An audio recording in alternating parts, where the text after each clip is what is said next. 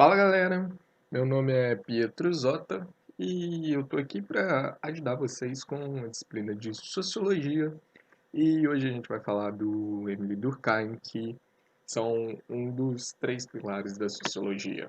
Eu vou tentar passar para vocês os pontos mais importantes, as coisas mais necessárias que caem nos vestibulares, principalmente no Enem, e também vou tentar dar uma palhinha para quem for fazer o USP, o Unicamp, o Unesp, que cai uma parte específica sobre o suicídio, mas como foco é Enem, eu vou focar mais nisso e nas matérias que mais caem.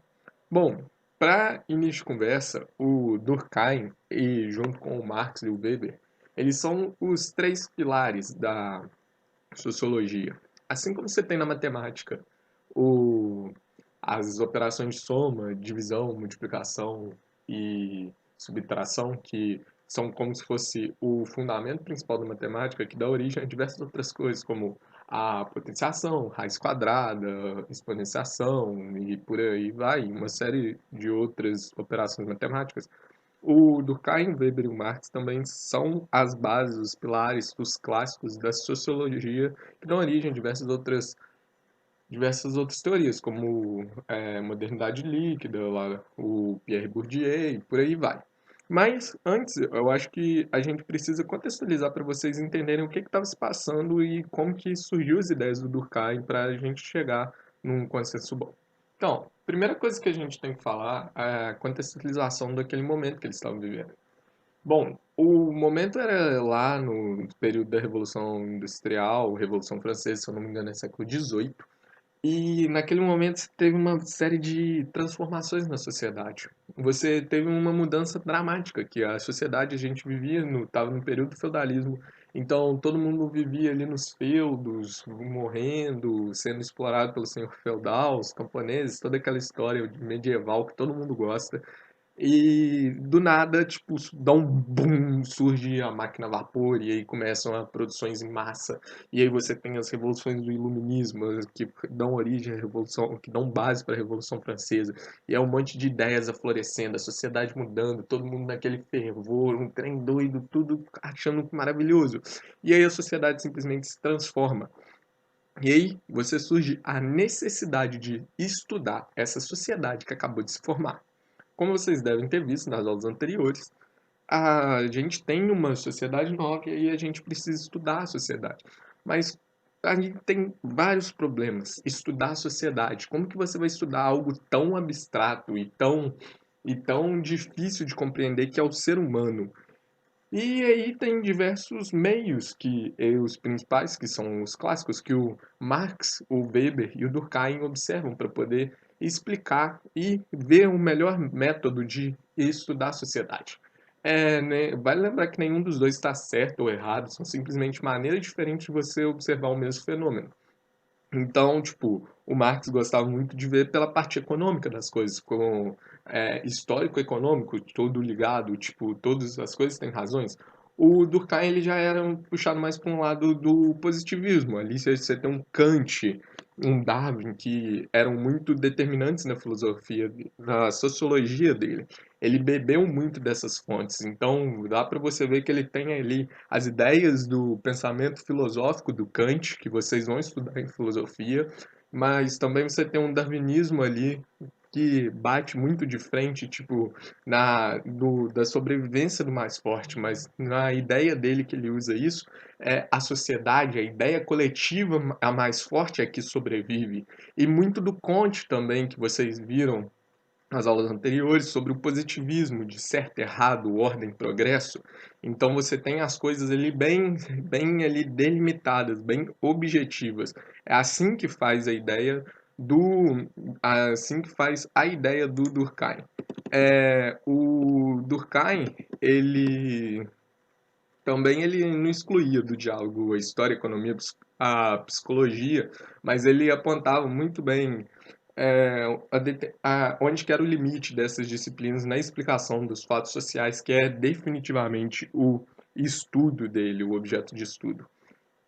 O livro que eu estou usando como base, além das apostilas de outros, de cursinhos, eu estou usando também um toque de clássicos, que eu acho um livro fantástico para quem quer estudar o Marx, do Caio Weber. Então, se você tiver tempo para ler, leia, porque é um livro pequeno, é fácil de entender e é muito bom. Dá para te ajudar bastante na compreensão desses caras. É, os pontos importantes do Durkheim para a gente falar primeiramente, é o estudo sociológico do Durkheim, como que ele chega, né, naquilo que eu estava falando antes. A necessidade de você estudar uma sociedade. Então, como que você vai estudar a sociedade? A partir de quê? Porque, só para vocês entenderem bem, tipo, você tem a física, que é uma ciência concreta, se assim dizer. Então, para você estudar, você vai através de uma hipótese e aí você testa essa hipótese, e aí a partir disso você vai elaborando novas hipóteses até você chegar numa verdade. Então, a ideia do Durkheim era, dá para fazer isso também a, com o ser humano, com a sociedade. E outra coisa que o Durkheim também fala é a solidariedade. Mas não dá para a gente falar sobre a solidariedade, que é nada mais é o estudo da sociedade, que para ele, antes a gente tem que falar da consciência, que é tipo o ser social, o indivíduo mesmo. Mas vocês vão ver que a ideia do indivíduo para o Durkheim é muito diferente do que vocês acham. E porque, ao contrário do Weber, o Durkheim vê o indivíduo como um Zé Ninguém. Mas vocês vão entender isso mais para frente. Então, bora continuar. O estudo sociológico, o Durkheim começa definindo a sociologia, que a, nada mais é do que toda a crença, comportamento instituído pela coletividade. É isso que o Durkheim ele considera como sociologia. E aí, ele vê como o objeto de estudo dele o fato social. E o fato social seria toda crença, comportamento instituído pela coletividade. Ou seja, a ideia do Durkheim para o indivíduo praticamente não existe, porque as únicas coisas que existem são as coletividades, são as coisas que acontecem na sociedade. Então, e o Durkheim, não, ele não exclui a ideia do indivíduo, assim, ele tipo, você é um indivíduo, você não pensa, não, ele não vê isso, mas ele vê, tipo, o indivíduo, ele não tem força suficiente para ser um determinado objeto de estudo. Não adianta você ficar estudando a ideia de um indivíduo, porque se o principal mesmo é a sociedade, é esse o pensamento dele. Então, tipo, você não precisa ficar pegando ideias individuais, mas sim uma ideia coletiva, e aquilo dali é de fato o estudo social, aquilo que você vai estudar.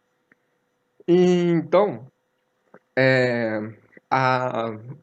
as coisas, os fatos sociais que são tudo aquilo, normas, padrões, leis, o jeito que a gente conversa, o jeito que a gente vive, são tudo fatos sociais. E esse conjunto dessas ações, dessas exterioridades, que eu vou falar mais para frente, por que eu usei essa palavra, elas formam a sociedade. Então, tudo isso que você tem para o Durkheim é imposto para você, é ensinado. Então, a gente tem que o Durkheim chama de um reino social. E nesse reino social você precisa de um método, você precisa uma maneira certa para poder estudar isso. E o Durkheim, ele não, como eu falei, o indivíduo, ele não existe efetivamente para o Durkheim. Então, o pensamento individual, ele não é um fato social, ao contrário do Weber. O Weber valoriza muito o indivíduo, porque na visão do Weber, o indivíduo forma a sociedade. Na visão do Durkheim, é o contrário, é a sociedade que molda o indivíduo. O indivíduo, ele é feito através da sociedade, porque quando você nasce, quando você vem ao mundo, você já tem uma série de coisas que já estão ali e que vão ser internalizadas e que vão ser impostas dentro de você. E a gente tem vários fenômenos, vários fatos sociais que originam na coletividade. E alguns são mais objetivos, mais claros, mais cristalizados na sociedade, outros nem tanto. Como exemplo, de exemplo, a gente tem o casamento, a natalidade, o suicídio, que são fatos que não são tão cristalizados na sociedade. As outros a gente tem mais cristalizados, como as regras jurídicas, morais, dogmas e o uso de vestes, como é que você veste, como é que você conversa, como é que você vive a sua vida, o jeito como rege a sua vida. Tudo isso são fatos sociais. E, então, a partir disso, dá para a gente delimitar três características principais do fato social, que é a coletividade, a exterioridade e a coercitividade. Grava isso, porque isso é muito importante, isso cai direto do jeito que você vai analisar para você identificar os fatos sociais. A coletividade, porque os fatos eles são coletivos, eles atingem toda a sociedade. Não tem jeito de você fugir de um fato social. A exterioridade é porque eles estão no fato social, ele está e ele ocorre independente da vontade do indivíduo, visto que eles já estavam ali antes mesmo do indivíduo surgir.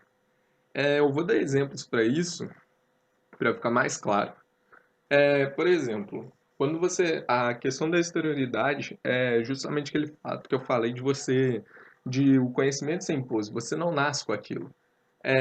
Por exemplo, Durkheim usa as crianças, quando você nasce, você é educado a ter determinados comportamentos, a ter determinados horários. Você tem hora para comer, você tem hora para brincar, você tem hora de estudar. Você não nasce Você não pode fazer qualquer coisa, você tem normas, você não pode bater no seu coleguinha, você não pode meter porrada nele, que é errado. Você não pode xingar o professor, você não pode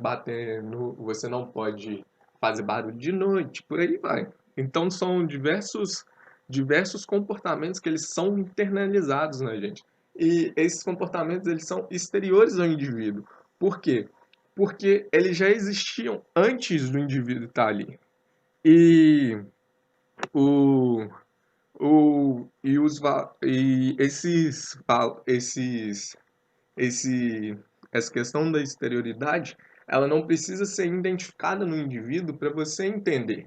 Por exemplo, o valor da vida e da morte. Você não precisa que o indivíduo seja morto ou que alguém mate alguém para você entender o valor da vida. Que você vê que a vida é importante. Porque é um valor que já está intrínseco, ele já está inserido na nossa sociedade, que a vida é importante. E por fim, a coercitividade, que é a força ou poder que os padrões sociais são impostos ao indivíduo. Ou seja, traduzindo, isso daí nada mais é do que a punição que você recebe por você não seguir um fato social. Tipo, você está indo contra a maré, contra uma norma, uma regra que tem quando que é um fato social também. Então, quando você vai contra essa norma, contra essa regra, você é coergido, que a gente chama. Não é correção, é coerção, com C-O-E, fraga aqui, ó, C-O-E, coercitividade, coerção. Então, isso daí é muito importante. Você é coergido, que é a palavra que a gente usa na sociologia para você ser punido. Então, essa característica ela obriga o indivíduo a seguir o que foi estabelecido, a seguir uma determinada regra. A título de exemplo, só um momento. Beleza. Ah, Aí, o que que rola? A profissão de família que você tem.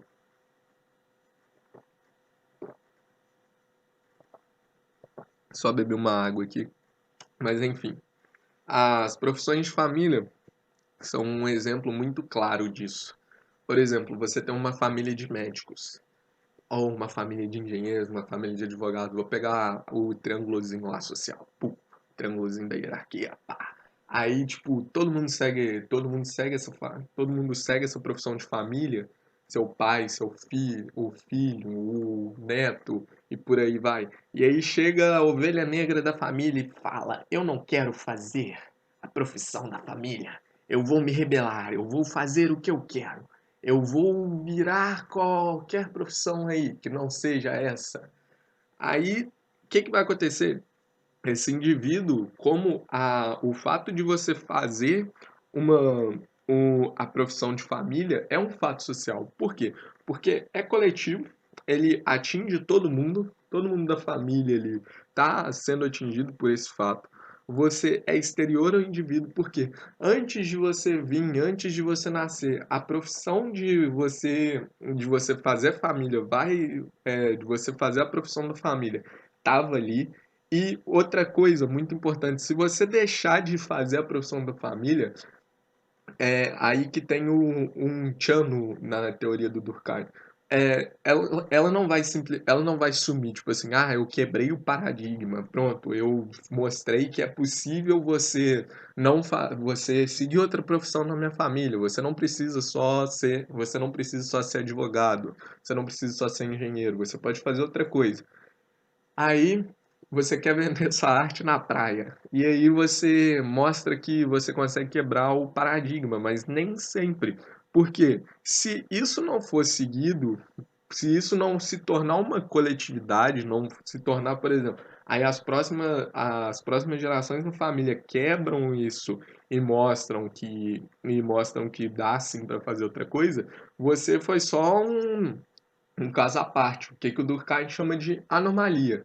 Então, por isso, tem que estar no coletivo para ser efetivamente um fato social. E aí, no momento em que as outras gerações da família continuam fazendo isso, continuam seguindo para diversas profissões, você constrói um novo fato social, um novo fato social acaba surgindo. Em é por isso. Isso não significa que por causa da coerção, por causa da punição que você vai ter, você não precisa se prostrar. Porque se um comportamento coletivo ocorrer, você acaba criando um novo fato social. Mas desde sempre a sociedade sempre se organizou assim. Porque você tem paradigmas bem definidos e você vai ser e caso você tenta correr, tenta quebrar esses paradigmas, tenta transgredir a regra, você vai ser coercido, você vai sofrer coerção. E se você conseguir juntar numa coletividade, você consegue criar um novo fato social. O mais comum que existe hoje e sempre existiu foi a liberdade de pensamento. Você tem desde a Grécia Antiga lá com Sócrates, que ele foi sentenciado à morte. Olha a coerção, morte, porque ele estava tendo livre pensamento de ideias.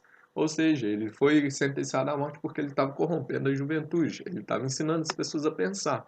E aí ele foi sentenciado à morte. Isso acontece diversas vezes na história, tanto no Iluminismo e, e até hoje nos países que são mais fechados, que tem um governo muito pesado, sem muita liberdade de expressão. E só outra coisa que eu queria falar, antes da gente partir para a consciência, é que o método sociológico que o Durkheim cria, ele cria um método mais voltado para antropologia, porque ele pega ou ele fala que para você estudar a sociedade, essa palavra é minha, mas ele fala você precisa tornar o objeto uma coisa. Então eu chamei de coisificar. Coisificar, você tem que fazer virar uma coisa. Então isso aí vai ser uma coisa aí, a coisa aí que tá rolando. Então você vai olhar aquele trem lá que é o homem, esse trem é uma coisa. E aí você tem que ser exterior. E justamente essa é a maior dificuldade do estudo de uma sociedade, do estudo do antropólogo ou também do sociólogo. Você tem que ser externo àquilo, você está ali para simplesmente observar e relatar, mas você não pode de forma alguma julgar, porque ali, a partir desse momento, você vai estar rompendo o paradigma científico, que é a imparcialidade. essa imparcialidade que você tem que ter em qualquer teoria científica. Você não vê um matemático chegando para uma expressão na matemática, um mais um é igual a 2. É, mas eu acho que podia ser 3, porque aí seria melhor para as sociedades, porque sendo um mais um igual a 3, a gente teria mais. Então eu acho que se a gente pegasse, por exemplo, na questão de dinheiro, se todas as vezes que eu desse R$ 1 e outra pessoa desse reais, na realidade virasse R$ 3, as coisas seriam melhores. Não, você não vê isso. Um mais um é igual a 2 e ponto. Pronto, final. E não tem mais, não tem mais coisas. É aquele pensamento cartesiano objetivo. Então é isso que o Durkheim prega. Aí que vem o Kant, o positivismo, ordem, progresso, certo, errado. Mas enfim, vamos seguir no baile aqui, que o Durkheim ele fala de outras coisas. Ele dá solidariedade, que é um outro assunto que cai muito nos vestibulares. Mas antes eu queria só dar um exemplo aqui, que é uma tirinha que caiu em questões de concurso, acho que esse daí é da FGV, que tem a tirinha aí, mãe, quero fazer uma mecha verde no cabelo. Pra quê? É pra expressar minha individualidade. É, e tá todo mundo fazendo.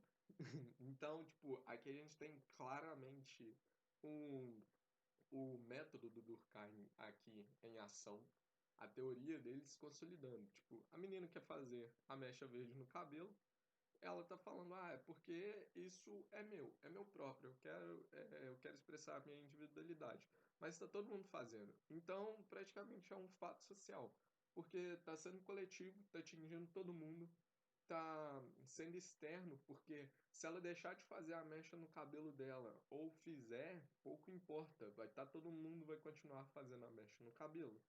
E e talvez tenha até a coercitividade, porque vamos supor, a menina chega na escola, tá todo mundo com mecha verde no cabelo.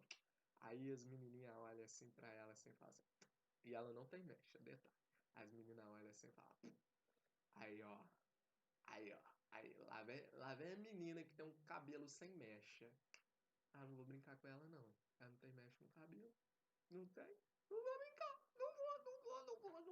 Aí as criancinhas burras faz o grupinho e fala, não vou brincar. E aí tem a coercitividade que a gente fala. Ela é punida porque ela não está seguindo uma regra, uma norma, um padrão.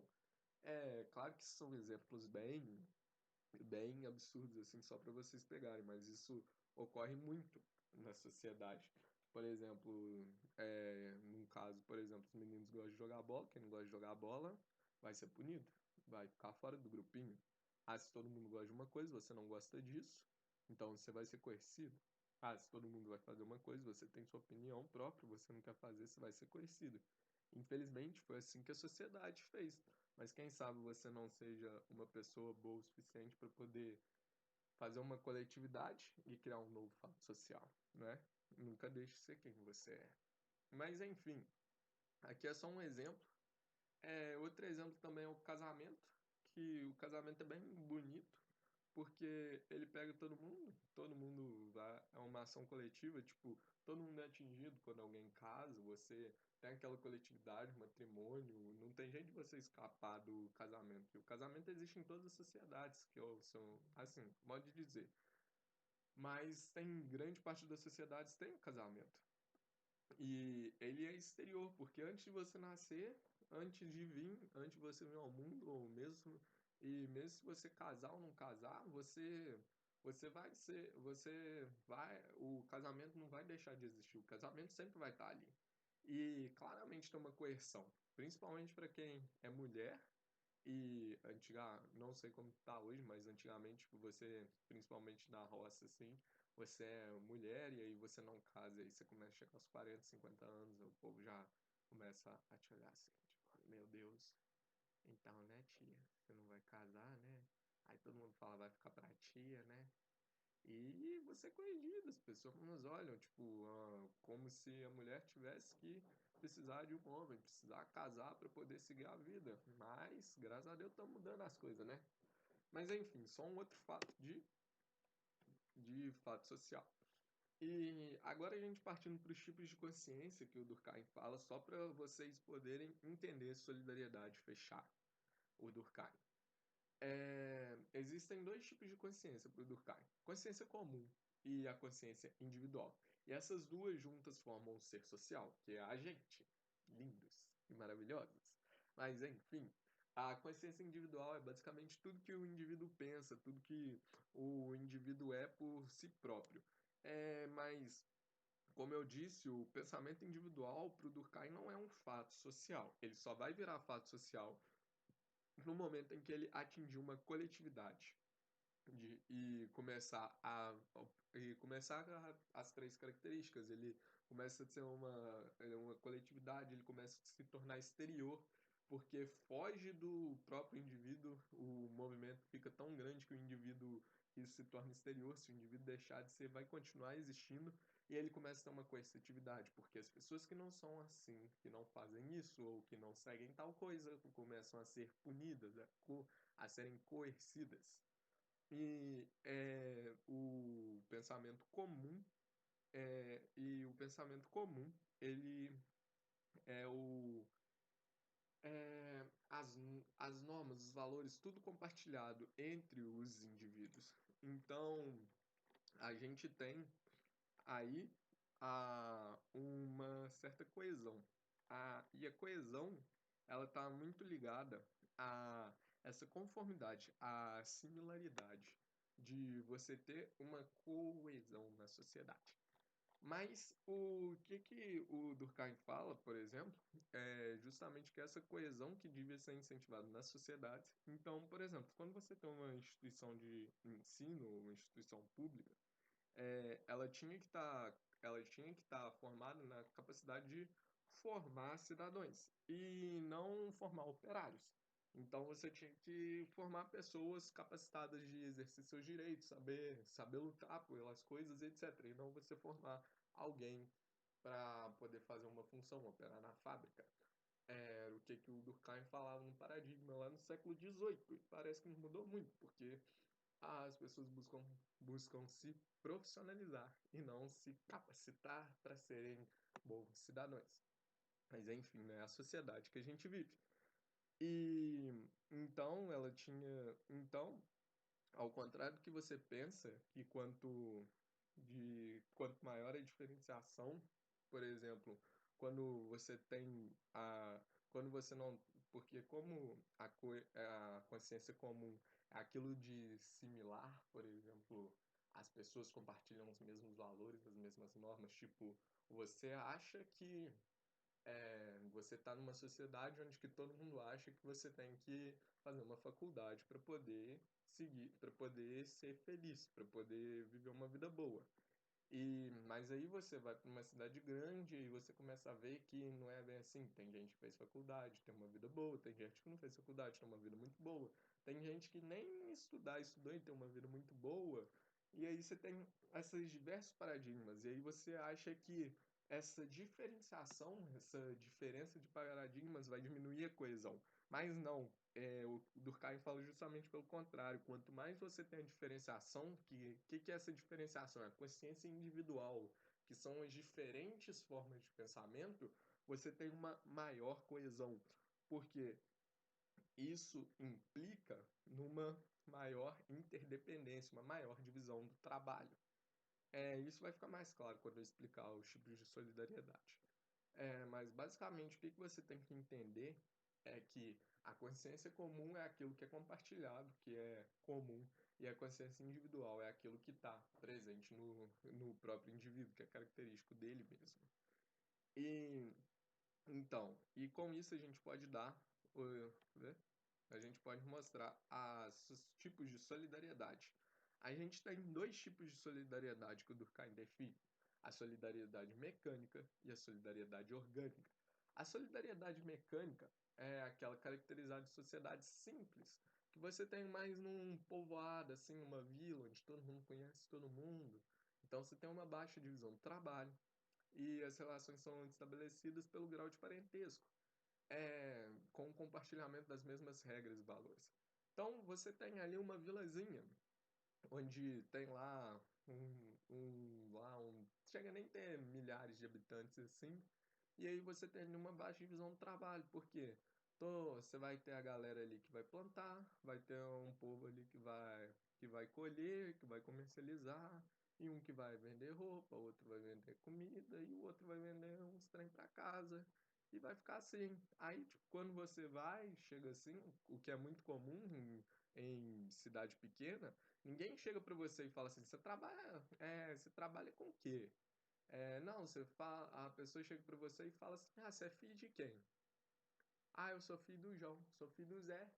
Ah, o Zé, o Zé, mano, o Zé ali. Ah, então você é gente boa. Isso te dá até o certo reconhecimento de quando você vê nas famílias, naqueles filmes de antigos lá, medievais, isso é bem nítido. Tipo assim, você é de qual família? Ah, eu sou da família Lannister. Os Lannister sempre pagam as dívidas.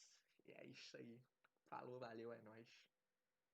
E aí você tem o mesmo compartilhamento das mesmas regras e valores. Você não tem uma diversidade de pensamentos igual eu falei. Lá nessas sociedades você tem pensamentos pensamentos bem lineares. Todo mundo pensa mais ou menos do mesmo jeito. Tipo, isso aqui é bom, isso aqui é ruim. Não vê muito diferente justamente por causa dessa baixa coesão. Ao contrário da sociedade orgânica, da solidariedade orgânica, que é uma sociedade pós-capitalista, onde você tem uma intensa divisão do trabalho e o indivíduo é reconhecido pela função exercida. E a consciência individual torna-se mais acentuada. Então você tem mais divergências de ideias. E você tem alta coesão nessa sociedade. Ou seja, você tem uma alta divisão do trabalho. E o que que isso torna? É aquela sociedade pós-industrial que tá a máquina a vapor rolando, todo mundo trabalhando, bando de operário, gente pra lá, gente pra cá, e continua até hoje. Quem dá um rolê em São Paulo aí vai ver que é aquele funça-funça, 13 de maio, todo mundo divisão do trabalho, você tem ali a galera que faz comida, a galera que leva, a galera que transporta, a galera que faz isso. E você não chega para pessoa, é tanta gente que você não se você chegar para alguém e falar assim, você é filho de quem? Aí a pessoa fala assim, eu sou filho do Silva. Aí a pessoa dá um bug assim, Silva. Aí vem trocentos Silva na cabeça dela, mas qual Silva? É muito mais fácil você chega na pessoa e fala assim: quem que é você? Eu sou aquele dali é o João que é representante de venda de imóveis. É assim que você vê numa solidariedade orgânica. Ele é representante de imóveis. Ele é vendedor de uma loja de roupa. Ele faz isso. O indivíduo, ele é reconhecido pela função. E você tem muito mais diferenças de consciências individuais. As pessoas pensam diferente, mas você tem uma consciência comum muito bem definida. E quando eu falo dessa consciência comum muito bem definida, eu estou me referindo às regras, eu estou me referindo às leis, às normas. Você tem muito claro os direitos que você tem que seguir e que você tem numa sociedade, numa solidariedade orgânica. Ao contrário de uma solidariedade mecânica, que você tem umas regras e valores mais ali familiares, assim por dizer. E então, com isso, a gente fecha a solidariedade, os tipos de solidariedade. Aqui a gente tem só um exemplo de uma solidariedade aqui, orgânica, que vocês podem ver aqui todo mundo igualzinho. E aí, tipo, divisão de normalidades, documento, por favor, porque tem o cara que é diferentão ali. E então ali você tem.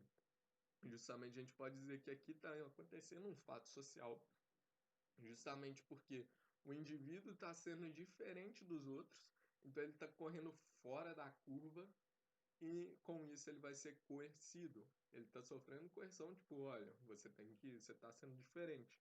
E é isso. A pessoa está sendo coercida e, como você pode ver, tá todo mundo ali bonitinho. E basicamente normalmente numa questão de Durkheim, você vai ter você vai ter uma questão que trata de alguma coisa, é, e para você identificar as três características do fato social, ou seja, a coletividade, a exterioridade e a coercividade, e para identificar e mostrar quais são os motivos ou quais são as razões que tornam uma determinada situação, um determinado fato, um fato social. E só de bônus aqui, galera, o Durkheim escreveu um livro que chama Suicídio e caiu uma vez, eu não lembro agora em qual vestibular, mas caiu e estava pedindo para você explicar os três tipos de suicídio. E, bom, os três tipos de suicídio que o Durkheim fala, eu já falei da anomia, anomia, se eu não me engano, que é aquilo que o Durkheim fala, que é as coisas que fogem fora da curva, quando você tem um fato social bem definido, e aí, do nada, acontece alguma coisa e as pessoas começam a ir para fora desse fato social, mas você não tem a criação de um novo fato social. Então, o Durkheim chama isso de anemia, de anomia, isso. E, então, isso, e depois volta ao normal. Por exemplo, o suicídio. Quando você teve a crise de 29, o nível de suicídio cresceu absurdamente, porque a galera não podia pagar suas dívidas, não tinha jeito, eles não viam luz no fim do túnel, estavam morrendo de fome, a família morrendo de fome, e aí você que sustentava, no momento era uma sociedade mais patriarcal, você não tinha a mulher efetivamente ali, e aí o cara via assim, nossa, tá todo mundo morrendo de fome porque eu fui bobo, eu perdi tudo, e agora o que que eu faço? Vou me matar. É, esse é um suicídio anômico. Mas também você tinha outros tipos de suicídio. O suicídio egoísta, para o Durkheim, era aquele cara que tinha um individualismo extremado, ele tinha uma gigantesca consciência individual. Então, o que que era aquilo? O cara se sentia tão deslocado, mas tão deslocado da sociedade, que ele se matava por causa disso, porque ele não conseguia se encaixar naquela sociedade. Talvez, e isso ocorre até hoje. Tipo, um moleque não consegue fazer amigos ali porque não sei, por qualquer coisa, ele pode pensar muito diferente ou não se encaixar ali, e aí ele acaba se matando por causa de não conseguir. E é meio que grosseria chamar isso de suicídio egoísta. Mas é só um exemplo que eu encontrei aqui, e é claro que o suicídio vai muito mais além disso, pelo menos para mim.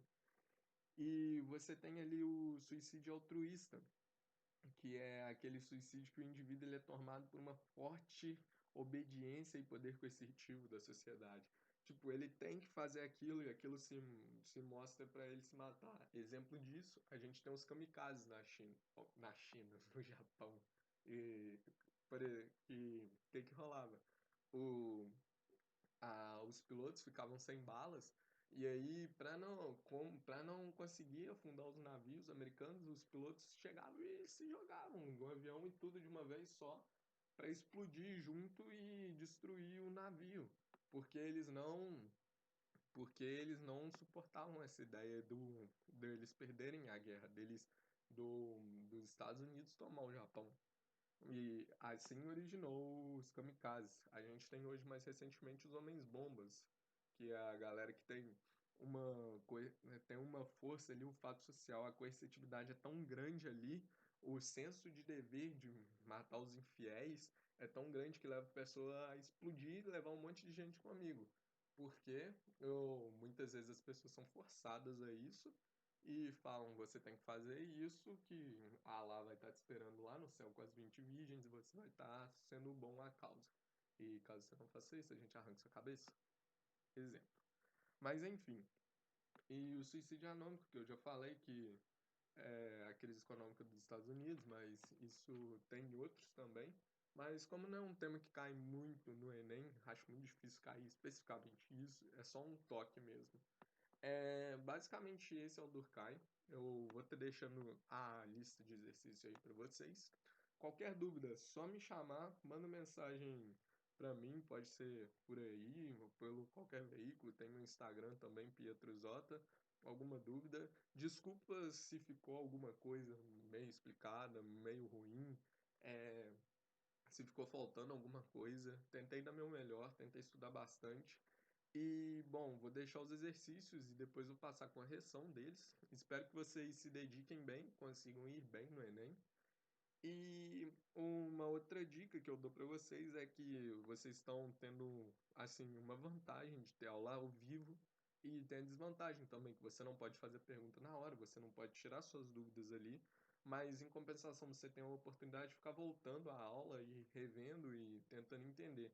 Então, se puder fazer isso, se você tiver alguma parte, tenta rever. E qualquer coisa me manda a dúvida aí, gente, que eu vou estar fazendo o possível para responder vocês. Muito obrigado pela atenção de vocês e